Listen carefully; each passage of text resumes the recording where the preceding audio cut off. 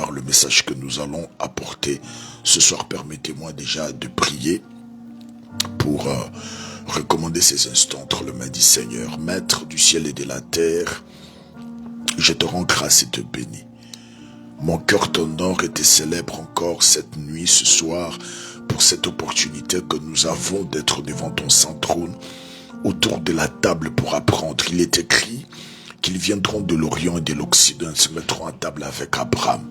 Nous croyons à cette nourriture distributive et nous croyons que, Seigneur, la faveur que tu nous fais cette nuit d'être devant toi, Adonai, nous croyons que chacun de nous présents, éternel Dieu, à ce direct, à ce programme éternel, recevra de toi quelque chose de particulier. Et cela au nom puissant de Jésus-Christ de Nazareth. Bénis ces instants, Père, au nom de Jésus. Amen.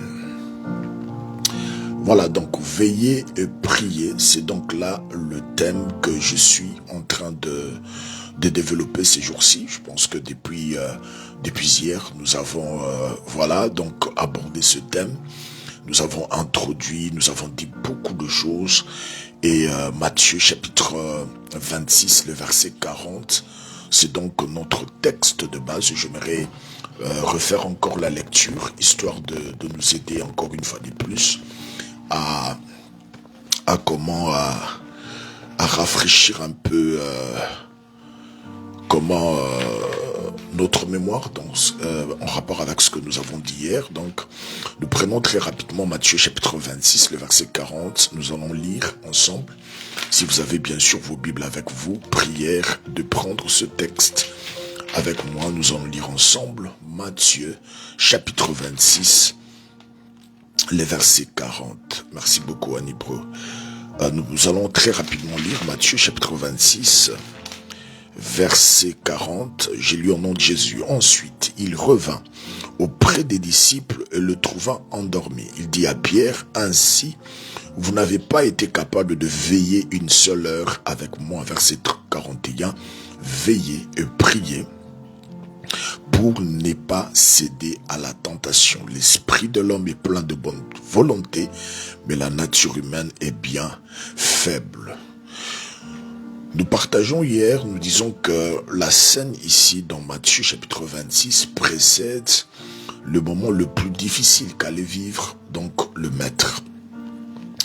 Ils sont là sur le mont des Oliviers, le maître se retire donc pour prier avec ses disciples bien sûr et les laisse quelque part. Il va un tout petit peu loin pour prier. Il sait que les heures qui vont suivre s'avèrent être très difficiles. Il est conscient des enjeux, il est conscient de ce qui arrive. Déjà, un de ses disciples l'a livré entre les mains de ses ennemis. Mais également aussi, il y a eu des réunions qui ont été tenues, des décisions qui ont été prises à haut niveau. Les principaux sacrificateurs sont déterminés à le faire tuer, mais également aussi ils ont donc entrepris de démarches auprès, rappelez-vous à l'époque alors que le maître était sur la terre, toute la Palestine était sous occupation romaine et ils ont eu toutes les autorisations de la part des autorités romaines justement pour traduire Jésus-Christ à la justice. Et bien voilà que toutes ces choses, alors que cela est en train de se passer, des réunions occultes, ainsi de suite, beaucoup de choses étaient en train de se faire autour justement des heures qui allaient suivre. Et la situation allait considérablement changer. Et le maître sait qu'il doit affronter tout ça. C'est même pour ça, au fait, qu'il est qu'il est venu sur la terre.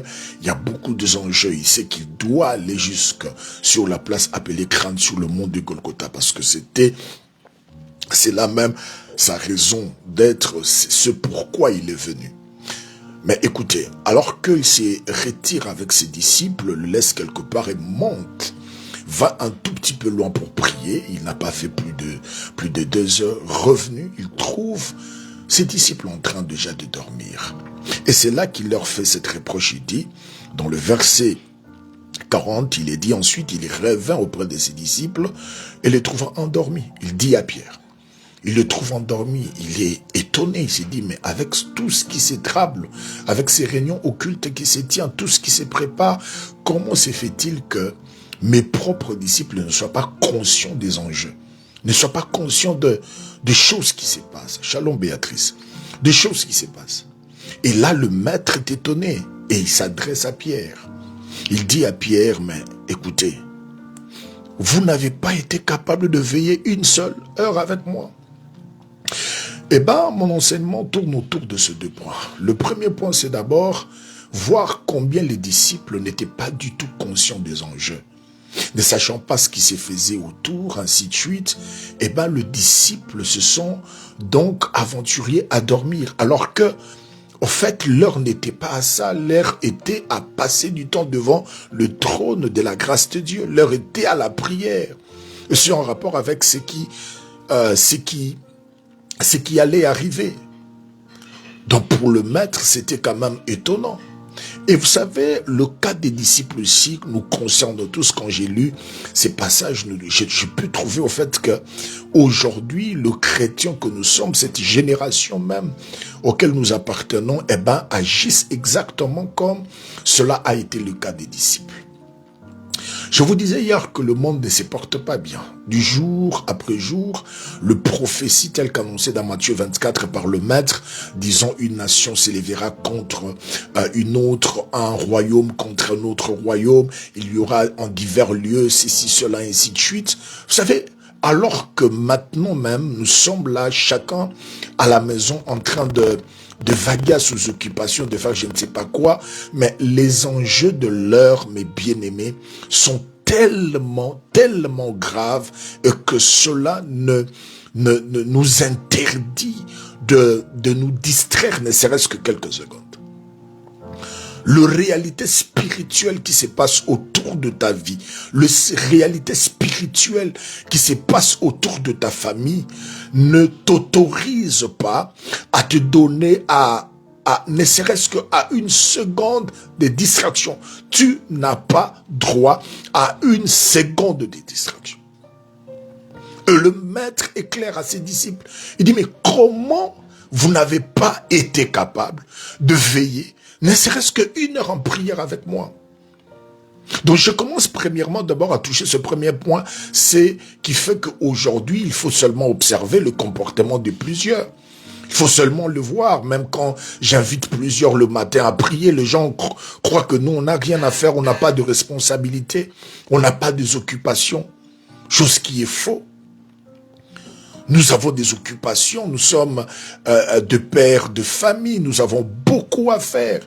Mais lorsque j'invite même les gens, réveillez-vous le matin à 5h30, tenons-nous devant le trône de la grâce pour prier. Et parfois vous êtes à 2, vous êtes à 3, vous êtes à 4. Et quand j'invite les gens, venez le vendredi, nous avons une nuit de prière, nous allons prier ensemble. Verrez, nous sommes à compter. Et ça, c'est vraiment malheureux de constater des choses comme ça. C'est la preuve au fait que beaucoup de gens ne sont pas conscients des enjeux de l'heure, des enjeux actuels. Est-ce que vous savez que la Corée du Nord vient de se déclarer un État nucléaire? Aujourd'hui, les armes à destruction massive, les armes nucléaires, le missile balistique sont tenus même par des États voyous. Vous voyez ce qui se passe en Ukraine et la Russie. Vous voyez comment ces choses ont bouleversé le monde. Vous voyez comment les nations du monde sont touchés par ce qui se passe en Russie, alors que beaucoup de gens croyaient que ça ne nous concerne pas. Mais voyez comment cela est en train d'influencer. Est-ce que vous savez que beaucoup de pays en Europe auront des difficultés majeures à pouvoir s'en sortir en hiver prochain? Beaucoup de pays d'Europe ont fait cercle de réserve, des gaz, ainsi de suite, mais ils auront du mal à s'en sortir. Ils auront du mal à s'en sortir. Pourquoi? Parce que il va faire en hiver il va faire froid, et en même temps aussi aujourd'hui le monde est menacé par beaucoup de choses. Les armes nucléaires, les armes bactériologiques, les armes à destruction massive, des missiles balistiques, des armes qui sont capables de ravager toute une ville, de ravager tout un pays. Aujourd'hui, les États voyous détiennent des missiles balistiques capables d'atteindre des milliers de kilomètres. Donc, à partir de la Corée du Nord, la Corée peut même attaquer la France, peut même attaquer la Suède ou la Finlande. Aujourd'hui, avec tout ce qui se décide, tout ce qui se trable autour de l'OTAN, de ceci et de cela, beaucoup de chrétiens sont inconscients de cela, inconscients des enjeux de l'heure. Là, c'est au niveau international, mais aussi au niveau national. Il y a beaucoup de choses qui se passent. Les occultistes, les Illuminates, les décideurs du monde se réunissent chaque jour et établissent des plans et des programmes. Vous avez vu avec le Covid, comment le Covid-19 qui a fait des milliers de morts. Et ce n'est pas fini. Il y a beaucoup de choses qui sont en train de se préparer. Je pense que vous aurez vu, beaucoup continuent encore à porter des masques. On parle même du 8e vague. Les réalités spirituelles du monde ne nous permettent pas à continuer à nous distraire. Les choses qui se passent dans le monde ne nous permettent pas à continuer à dormir comme si rien n'était. En tant que responsable, et ici, nous voyons que le maître s'adresse premièrement à Pierre, parce que c'est à lui qu'il avait dit dans Matthieu chapitre 16, il a dit, sur ce roc, je bâtirai mon église, et il a dit à Pierre, il dit, je te donnerai le clé du royaume des cieux. C'est à Pierre qu'il a dit, quand tu seras affermi aussi tes frères. C'est Pierre qui prendra la parole le premier jour de la Pentecôte pour annoncer l'évangile. S'il vous plaît, partagez la diffusion et l'habitude d'appuyer sur le cœur pour permettre à ce que plus de personnes se connectent. Bonsoir, Belbiche. Il s'en prend ici à Pierre, aux responsables, aux leaders. Et aujourd'hui, je pense que le Seigneur est en train de s'en prendre justement aux leaders. Il faut seulement voir dans nos églises, il faut seulement voir le thème qui sont développés. Il faut seulement voir toutes ces distractions qui se passent sur les réseaux sociaux, les différents enseignements, toutes ces distractions qui se passent autour de prêches, même de certains leaders. Et vous allez comprendre que même les leaders sont inconscients des enjeux actuels. Ou soit ils les font exprès, ou soit ils sont conscients, mais ne veulent pas justement comment orienter le peuple de Dieu, comment dans la vérité, vous sentirez qu'il y a cette déficit, il y a cette manque du message de l'heure. À l'heure où nous sommes, nous ne pouvons pas continuer dans des telles distractions et dans des telles aventures. Et le maître s'apprend ici à Pierre. Il dit, mais c'est quand même étonnant. Vous n'avez pas été capable de tenir 1 heure. 1 heure, Pierre. Vous n'avez pas été capable, Shalom Mamisa. Vous n'avez pas été capable de tenir 1 heure. C'est étonnant. 1 heure devant le trône avec tout ce qui arrive là. Dans quelques heures, on va m'arrêter, on va m'humilier, on va me traiter comme un bon à rien. Je serai fouetté, on va cracher sur moi, on va me mettre à mort et tout ça. Et tout ce que je veux subir, parce que déjà, même sur la montagne, à Gethsémane, la Bible dit lui-même qu'il priait. Il a tellement prié, il a prié.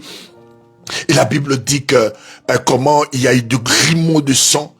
Et les scientifiques disent même que quand un homme a atteint un tel niveau, en fait, la tension est montée à un niveau que il ne peut pas résister 5 minutes de plus.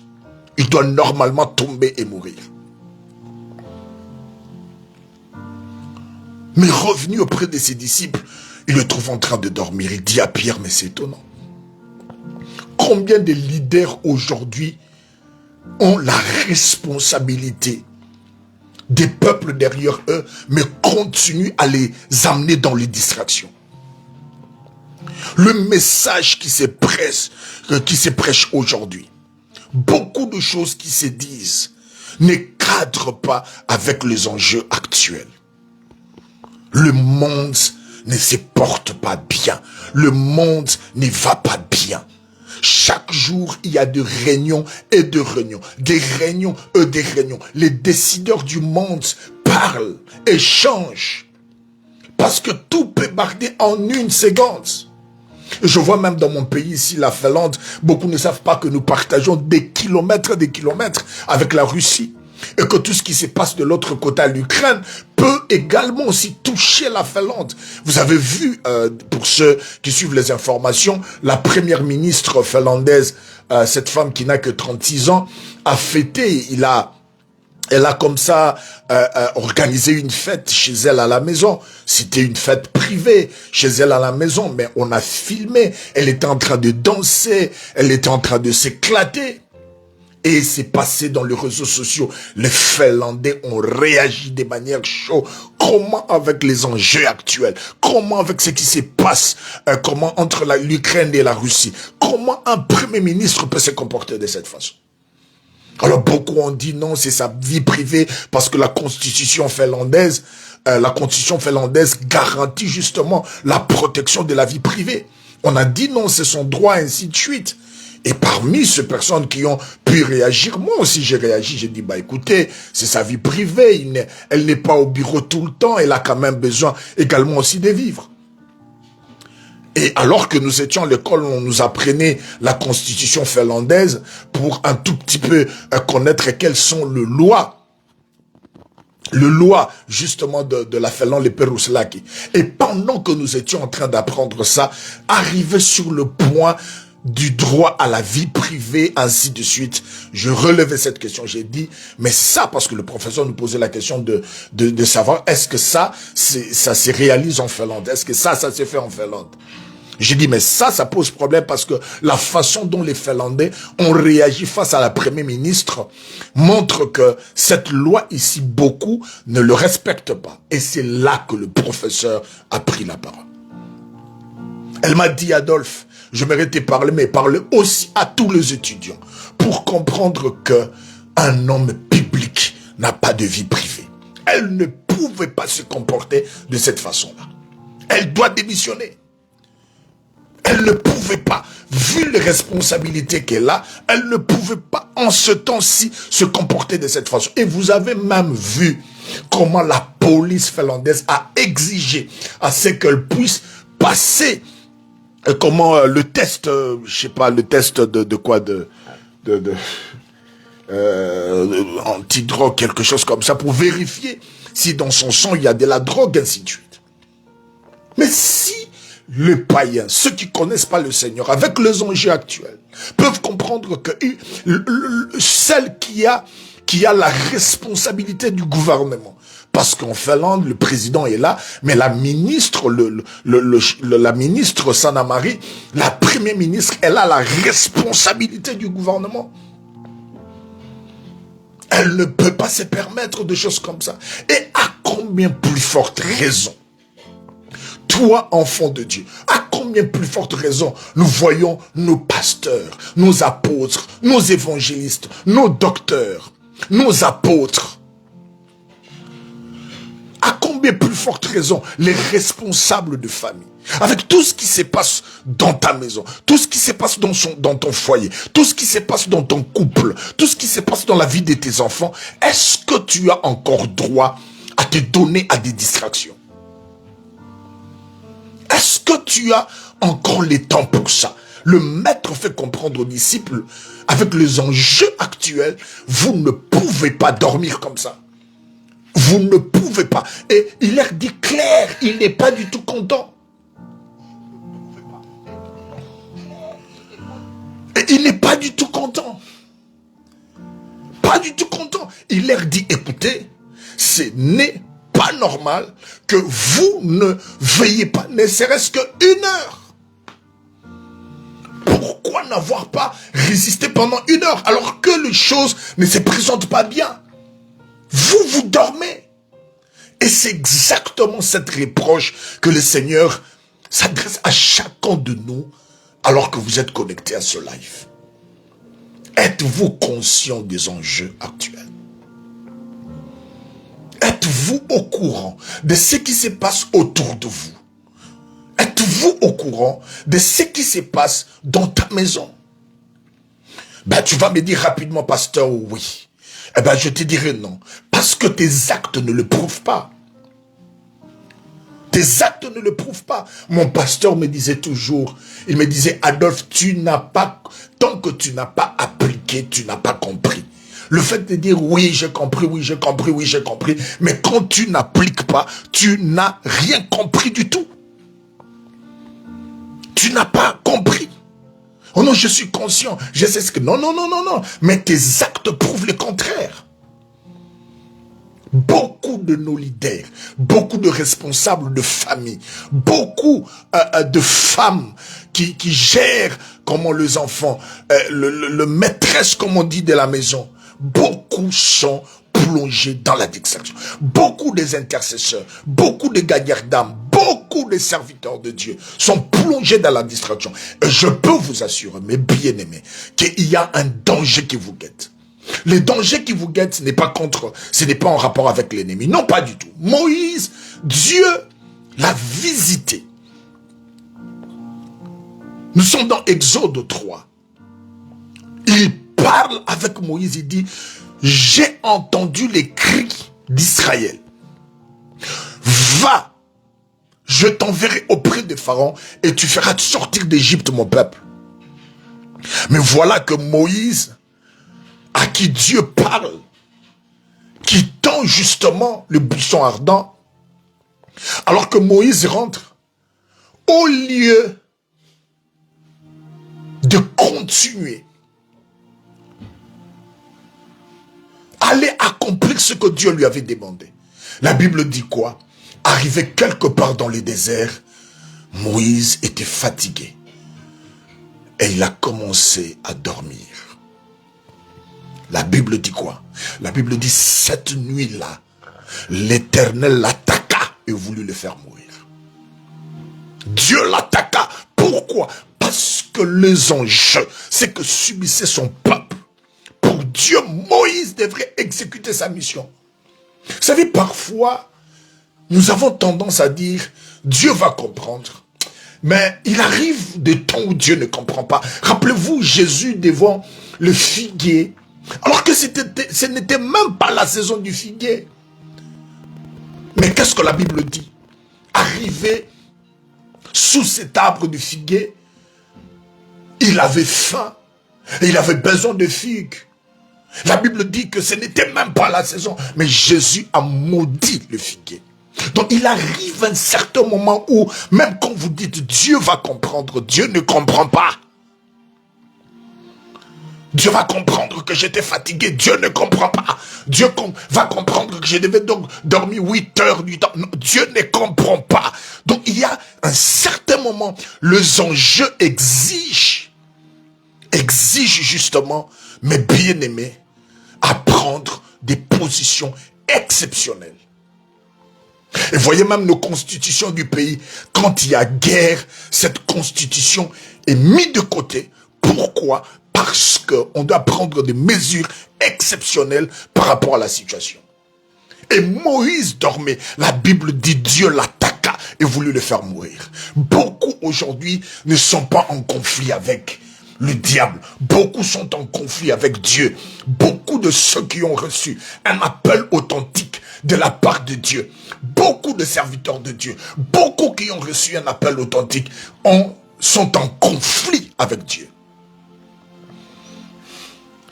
Pasteur, je fais ça, ça ne marche pas. Pasteur, je fais ça, ça ne marche pas. Pasteur, je fais ça, ça ne marche pas. Oui, Dieu peut être lui-même en train de te combattre parce que tu ne comprends pas les enjeux de l'heure.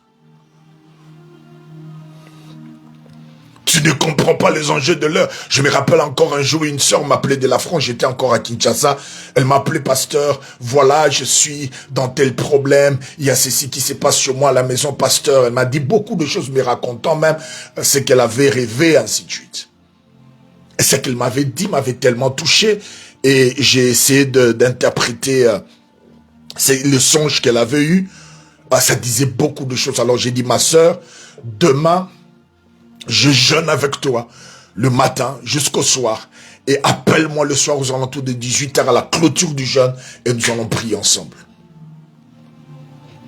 C'était vendredi. Le samedi, le matin, je me réveille, je prie. prié pour elle le matin. J'étais en prière devant le Seigneur, je priais pour elle. Et toute la journée, je ne suis pas sorti.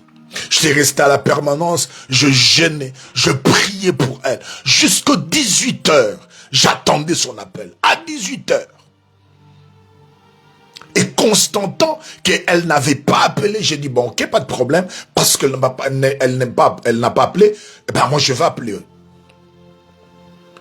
Excusez-moi, ma langue bug un peu parce que je sens une forte onction cette nuit. Et à 18 heures, je constate qu'elle n'a pas appelé. Alors j'ai dit, bon, ok, je vais l'appeler. Et je l'appelle, vous savez qu'est-ce qu'elle me dit? Donc, elle n'avait pas jeûné. Elle va me dire, pasteur, il y a une de mes amies qui m'a invité, dans une fête d'anniversaire. Alors j'ai estimé que, bon voilà. Donc moi, j'étais conscient de ce qui s'est passé dans sa maison, de ce qu'elle était en train de traverser. Mais elle, par contre, elle avait encore le temps d'aller dans une fête parce que son ami l'avait invitée. Alors que moi, j'avais jeûné depuis le matin et je priais pour elle. C'est pourquoi la Bible dit, le juste vivra par sa foi. Par sa foi. Pas par la foi de son pasteur, pas par la foi de son mari. On entend aujourd'hui beaucoup de gens, non, bon voilà, allez prier pour nous. Oh non, ben écoutez, moi je prie pour vous. Même si mon mari ne prie pas, moi je prie pour lui. Même si ma femme ne prie pas, moi je veux prier pour elle. Mais écoutez, la Bible dit, le juste vivra par sa foi. Il faut que toi-même, tu te lèves face aux difficultés, aux problèmes auxquels tu fais face. Excusez-moi. Aux difficultés et aux problèmes auxquels tu fais face. Il est important que toi seul, tu te lèves pour prier, pour chercher la face de Dieu. Et il ne faut pas attendre à ce que ton pasteur le fasse sur toi. Quand il faut être là, à genoux devant le trône, dans la prière, n'attends pas que quelqu'un d'autre le fasse à ta place. N'attends pas que quelqu'un le fait pour toi. Tu dois toi-même t'élever en tant que responsable et prier. Et ni t'étais Séphora, cette nuit-là, Moïse allait mourir. Partagez, partagez s'il vous plaît. Ni t'étais Séphora, cette nuit-là, Moïse allait mourir. C'est Séphora la nuit. La Bible dit, elle a vu Dieu venir pour tuer Moïse, en finir avec son mari. Et cela, mes bien-aimés, que la Bible dit qu'elle va sursauter. Elle va couper le prépuce de son fils Gershom et prendra le sang qu'elle va jeter sur Moïse en criant, tu es pour moi et pour le sang. C'est Séphora qui sauve Moïse. C'est Séphora qui sauve Moïse. Aujourd'hui, beaucoup de leaders dorment, mais les collaborateurs qui sont autour d'eux, on les appellera même pas des collaborateurs, mais des fanatiques. Ils sont là que daddy, mamie, daddy, ceci, cela, mais en réalité, c'est de fanatiques. Et beaucoup de leaders déjà élevés ne peuvent même plus écouter. Parce que l'élévation bouche les yeux, les oreilles. Mais malheureusement, autour d'eux, ils n'ont que de fanatiques. Certains hommes n'aiment pas le reproche de leurs femmes en rapport avec la prière. Chérie, il faut que tu passes du temps dans la prière. Non, certains hommes n'aiment pas ça. Certaines femmes aussi n'aiment pas ça, que son mari lui parle justement de la prière. Combien aujourd'hui sont dans la pire distraction? Mais bien aimé, si les choses continuent ainsi, ça ne va pas. Moïse a risqué sa vie. Mais c'est Séphora qui l'a sauvé. Y a-t-il aujourd'hui de Séphora dans des foyers? Y a-t-il des Séphora dans les églises qui peuvent réveiller ceux qui dorment, qui peuvent rappeler à ceux qui dorment qu'ils doivent se réveiller, qui doivent protéger leur maison, protéger leur mari?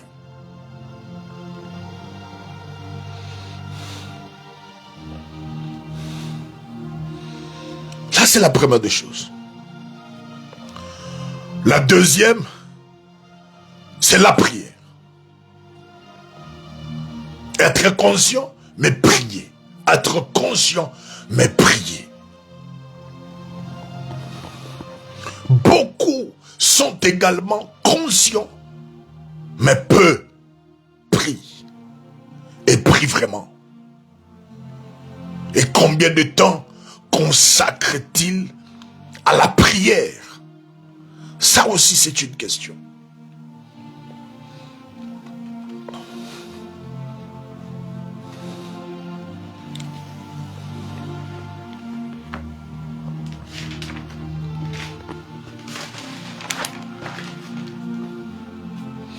Vous savez, la prière est une puissance pratique et non théorique.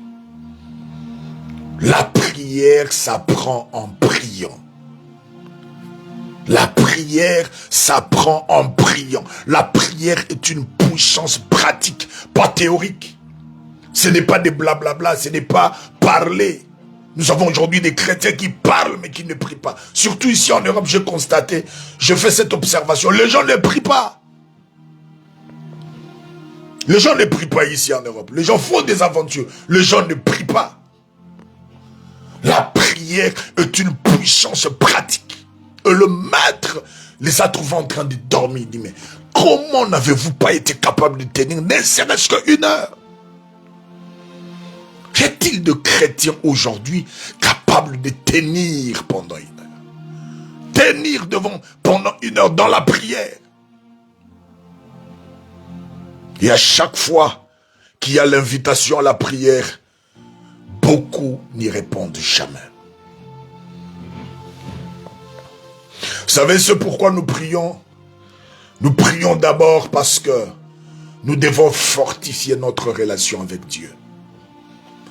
Si tu n'as pas de problème avec quelqu'un, si tu n'as pas de problème avec un homme, avec une personne, la première des choses, c'est qu'avec cette personne-là, vous parlerez souvent. Et ce déficit que l'on constate dans la vie de plusieurs qui ont du mal à passer du temps devant le trône de la grâce de Dieu montre que plusieurs se conduisent dans les désordres. Beaucoup vivent en désordre. C'est pourquoi ils ont peur du trône de Dieu. À chaque fois qu'ils ferment les yeux, c'est comme si quelqu'un le chassait. Il y a cet esprit de hâte qui les pousse tout de suite à quitter la présence de Dieu parce qu'ils sont très sales. Parce qu'ils sont très sales. Parce que si tu n'as pas de problème avec Dieu, pourquoi tu ne passes pas du temps avec lui dans la prière? Pourquoi tu ne passes pas du temps seul à seul avec ton Créateur? Avec celui qui te tient toutes les solutions à tes problèmes.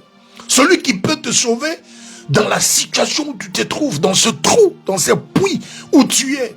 C'est la seule qui peut te libérer de ça. Et pourquoi tu ne passes pas du temps avec lui? Qu'est-ce qui ne va pas? Qu'est-ce qui ne marche pas?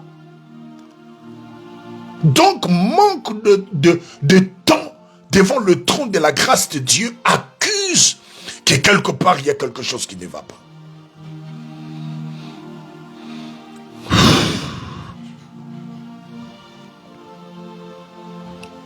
Je crois que je vais me limiter ici. Demain, je vous donnerai d'autres points parce que mon téléphone chauffe et déclare déjà la charge. Donc, je suis à moins 15%. Je risquerai de ne pas prier avec vous alors que j'ai vraiment besoin de prier avec nous.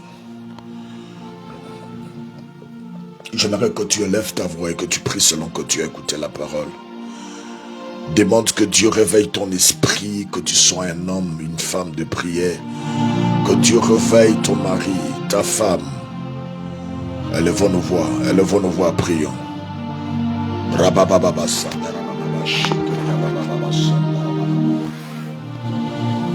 Les power karabasame eger yababa sheke. Les power fabra halaga darababa sheke. Kapo saharagaya darababa sandarababa sheke. Lopo kama alege rababa sandarababa sheke. Les kamarabobo sheke. Je lève ma voix cette nuit Invoquons celui, Karababa Sheke, je viens appeler le Dieu de mon appel, celui qui me connaît le mieux. Cette nuit, je lève ma voix devant toi, Adonai. Je te prie de la même manière que tu as réveillé l'esprit d'Ézéchiel, que tu élèves aussi mon esprit. Je vis cette nuit, Père, toi qui réveillas l'esprit d'Ézéchiel. La Bible dit que tu réveillas l'esprit d'Ézéchiel. Réveille aussi ma sensibilité spirituelle, ma vie de prière. Ma prière est également pour tous ceux connectés cette nuit à ce programme. Ma prière est également, Seigneur, en faveur de tous ceux, éternel Dieu, connectés cette nuit à ce programme. Oh Rapopo Sheke, je prie Adonai, Maître du ciel et de la terre, pour que, Seigneur, tu réveilles l'esprit de chacun. Réveille l'esprit de chacun. Permets-nous, Seigneur éternel, d'être sensible et conscient, éternel Dieu, alléluia, aux enjeux de l'heure. Oh Rabakabaraba Shekeria Bababasa, les Pawakarababasa, mais Karaga Sandara Baba Sheke, Lopokama Ageria Bababa Sandara Bababashe, alléluia. Réveille mon esprit, Seigneur, réveille mon esprit. Et donne-moi la force éternelle. Donne-moi la force éternelle de pousser encore, d'être assidu dans ta présence. Donne-moi la force.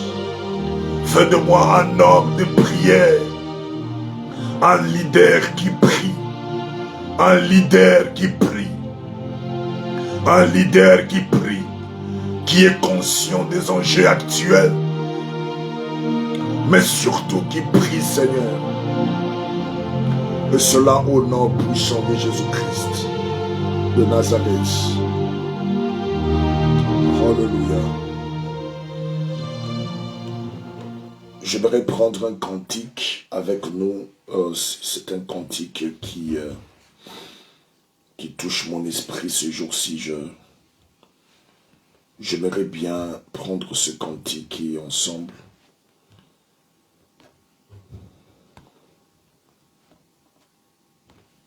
j'aimerais prendre ce cantique avant de prier pour nous. Excusez-moi.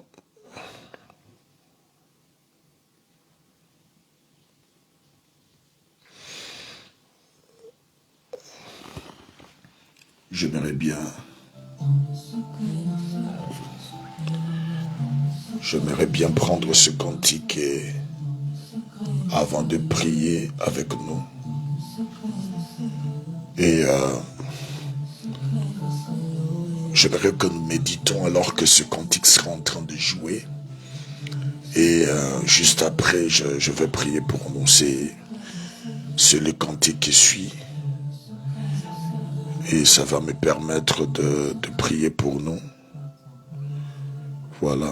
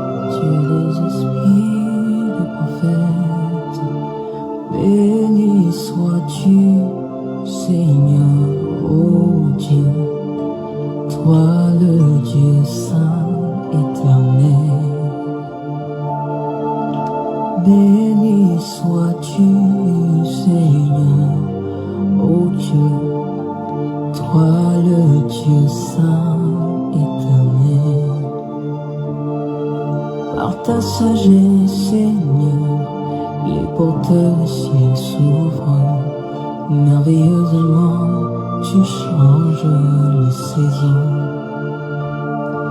Tu crées jour et nuit, changes ténèbres en lumière. Toi tu places les étoiles par ton plaisir.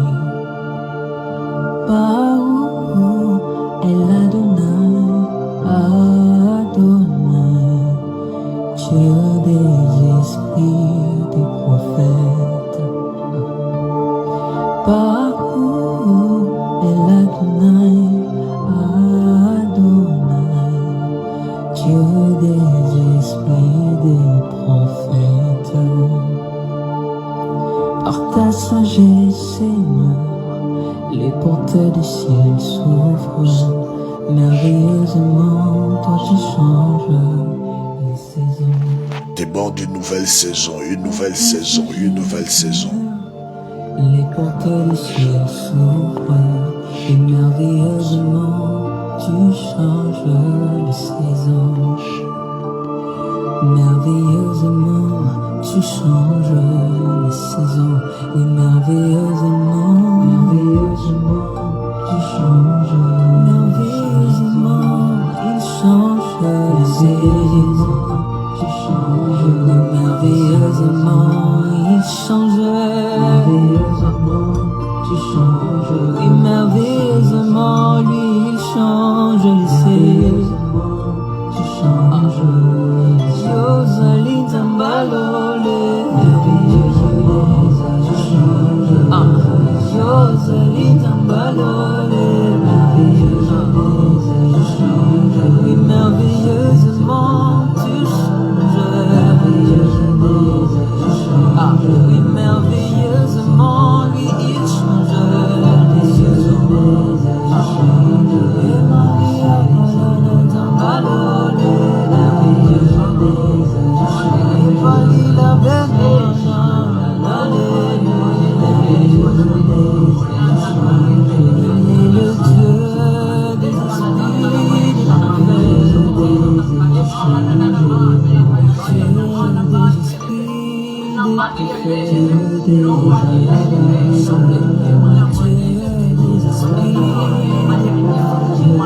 lorsqu'il y a changement de saison, il y a changement de vêtements, les blancs. Et je vois clairement le Seigneur en train de revêtir plusieurs de cette robe royale. Et lorsqu'il y a aussi changement de saison, il y a changement d'aliments. Il dresse devant nous une table où il présente ses légumes, fruits et même viande de la saison.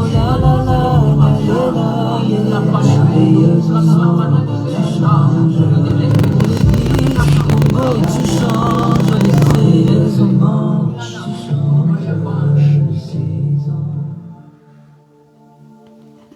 Voilà, je vais prier pour nous. Donnez-moi quelques 2 minutes. J'aimerais prier pour nous. Nous allons appeler le Dieu des esprits des prophètes pour qu'il réveille l'esprit de chacun.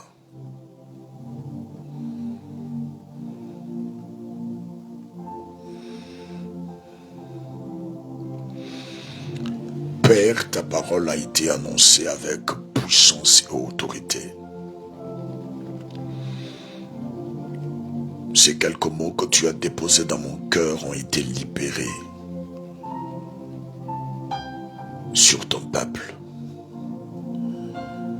Je te prie, Adonai, de réveiller l'esprit de chacun. Si pour les disciples, cette reproche, cette remarque que tu leur as faite en disant « Vous n'avez pas tenu ne serait-ce qu'1 heure avec moi ». Nous sommes dans la même situation, Seigneur, car plusieurs parmi nous ne discernent ni les enjeux de l'heure et ne sont pas appliqués dans la prière. Mais ma prière en ma qualité de ton serviteur est que tu réveilles l'esprit de chacun. Des leaders, des responsables, de famille, de responsables de famille, que tu réveilles leur esprit, et ce en rapport avec les enjeux de l'heure. Beaucoup, éternel Dieu, vivent pas mal de choses autour d'eux, dans leur maison et dans leur famille, mais ne sont nullement conscients. L'ennemi continue à les dribbler, car l'ennemi a déjà compris que eux-mêmes sont plongés dans la distraction. Je prie cette nuit par l'autorité et le pouvoir que tu m'as donné. Je viens arracher tes élus de cette puissance de la distraction qui couvre plusieurs, de cet envoûtement collectif. Des églises, des serviteurs de Dieu et beaucoup d'autres. Je prie cette nuit par l'autorité, le pouvoir que tu m'as donné. Je viens libérer, Seigneur éternel, ton peuple de ses chaînes. Et cela au nom puissant de Jésus-Christ. Merci pour ta lumière qui nous illumine. Et alors que nous sommes au soir, tu nous permets de voir clair, sans confusion. De nous adapter, Seigneur, et c'est en rapport avec les enjeux de l'heure. Merci, Seigneur, pour la vie de prière. Merci parce que tu réveilles l'esprit de chacun et tu nous donnes la force de nous lever en prière. Et cela au nom de Jésus-Christ de Nazareth. Amen. Amen. Voilà, mon téléphone va couper dans quelques minutes. Nos offrandes, les liens sont sur toutes nos vidéos. Vous pouvez donc faire vos offrandes. Que Dieu vous bénisse de partout où vous nous avez suivis. On se retrouve demain matin à 5h30, heure de Paris, pour la dévotion matinale. Que Dieu vous bénisse et bonsoir chez vous et au revoir.